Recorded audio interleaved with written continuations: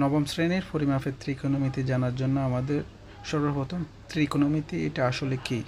ত্রিকোণমিতি হচ্ছে 3 আর কোণ অর্থ আমরা সাধারণত জানি কোণ অর্থাৎ কোণের হবে আর মিতি অর্থ হবে পরিমাপ।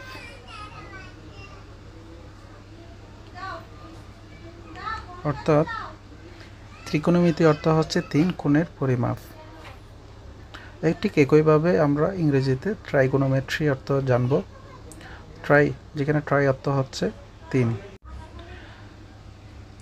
আর গণ অর্থ হচ্ছে ধার বা বাহু। এবং মেট্রন অর্থ হচ্ছে পরিমাপ।